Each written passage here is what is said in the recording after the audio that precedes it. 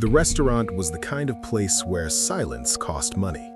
Crystal chandeliers, linen so white it felt accusatory, and a wall of windows overlooking downtown Chicago like it owned the city. On a Friday night, power gathered here to eat. Evelyn Carter moved through it quietly. Hey guys, before we get into today's shocking story, make sure to subscribe to my channel. Today, a millionaire thought he could humiliate a waitress, but what she did next shocked everyone. Comment your country below, and trust me, the real shocking part is coming. You have to see it. She was 26, white, American. Her blonde hair tied back in a low, practical ponytail. Black waitress uniform, clean lines, no jewelry, except a thin silver ring she never took off. To the guests, she was invisible, until she wasn't. Table 12 belonged to Victor Hale. Everyone knew the name. Tech mogul, private equity kingmaker, a man who bought politicians the way others bought watches. Mid-40s, sharp-jawed, salt and pepper hair styled perfectly, tailored navy suit that probably cost more than Evelyn's car. Victor didn't look at menus. Menus looked at him. Evelyn approached with water, her posture professional, her voice steady. "Good evening, sir. Can I start you with?" Victor lifted a hand without looking up.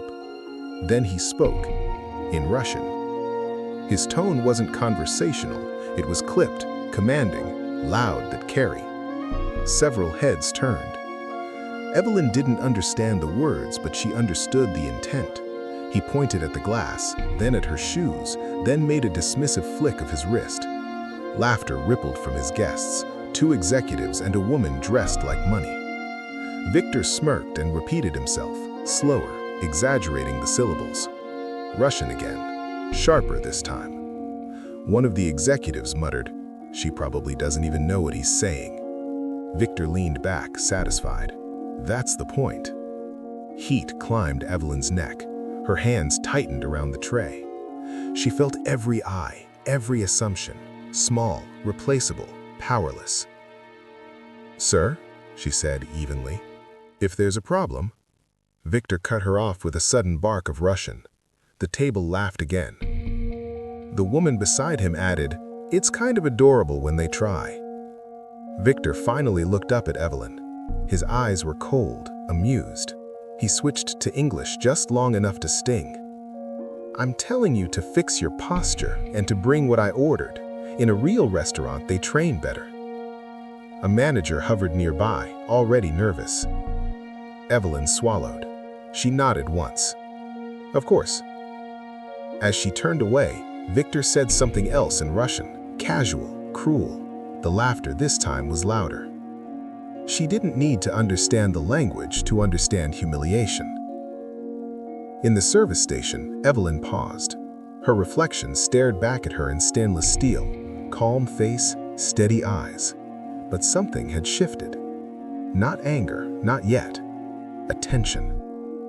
Victor Hale had underestimated her, and men like that always paid for it. Victor Hale made humiliation look effortless. Every time Evelyn returned to table 12, he found a new way to remind her who he was. Another phrase in Russian, another smirk, another look around the table to make sure the audience was paying attention. Power enjoyed witnesses. When she served the entree, Victor tapped his fork against the plate. "In Moscow," he said loudly, switching to English, "a server like this would already be gone." The manager laughed too quickly. "Of course, Mr. Hale, we'll make sure everything's perfect." Evelyn stood there, silent. Victor leaned closer. "You should smile more, makes it easier." She smiled. Not because he asked, because she was thinking. Later that night, while clearing the table, she noticed something most people wouldn't. Victor wasn't just dining, he was hosting, subtly. The executives deferred to him. The woman beside him wasn't a date. She was nervous, attentive, trying to impress. A pitch dinner. Power always left trails. At the bar, Evelyn overheard fragments. Venture capital, acquisition, a non-profit gala next week, Victor's name attached to it like a brand stamp. That night, she went home and didn't sleep. She searched.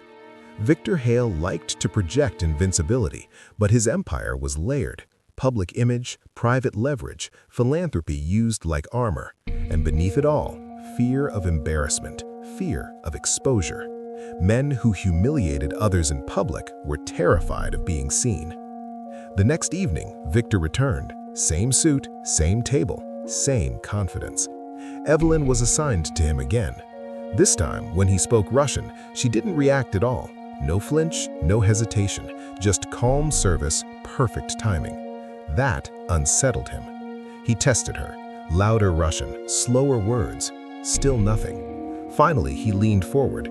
"Do you even understand how stupid you sound when you pretend not to hear?" Evelyn met his eyes, just for a second. Then she looked away. The smallest crack appeared in Victor's smile. Later, he noticed something else. The other diners were watching him now, not her. His jokes felt louder, his commands felt forced. Power hates mirrors. By the time dessert arrived, Victor was irritated. He muttered Russian again, this time sharp, ugly. Evelyn paused. The restaurant went quiet without realizing why. She placed the plate down gently, and for the first time, Victor wondered if he'd misjudged her. The gala was a week later. A black-tie charity event Victor Hale personally sponsored. Cameras, donors, board members, reputation on display. Evelyn was there too, not as a waitress. She wore a simple navy dress, same hair, same face, nothing dramatic. She didn't need drama, she needed timing. Victor was mid-conversation when he saw her. Confusion flickered across his face, then irritation. She shouldn't be here. She waited, watched, learned. When Victor took the stage to give a short speech about opportunity and global respect, Evelyn stepped forward from the crowd. She didn't interrupt. She waited until he invited questions. "Mr. Hale," she said calmly. He recognized her voice. The room stilled. "Yes," he said, forced smile intact. Evelyn met his eyes. "You often speak Russian in public spaces, at your dinners, to staff." Victor laughed lightly. "I enjoy languages." "So do I," Evelyn replied. And then she spoke. Fluent Russian, clear, educated, precise. She repeated his words from the restaurant, exactly. The commands, the insults, the laughter. Every syllable landed like glass. The silence was immediate and total. Victor froze. Evelyn switched back to English. "I didn't respond then because I was at work. Tonight, I'm not." She let that sit. "I wanted to know," she continued softly, "if the respect you fund with donations only applies when no one understands you." Cameras clicked. Board members shifted. Victor's mouth opened, closed. For the first time, he had no language advantage, no money shield, no audience on his side. Evelyn nodded once, polite, professional, and walked away.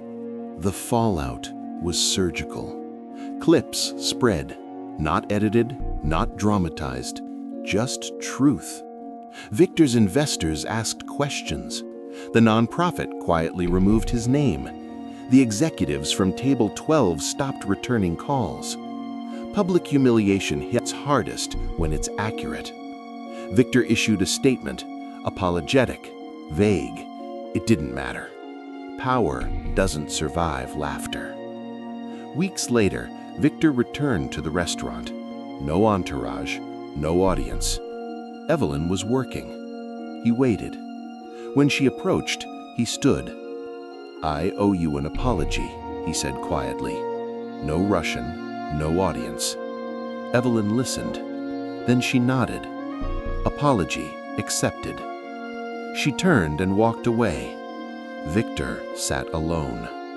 For the first time, money didn't buy the room.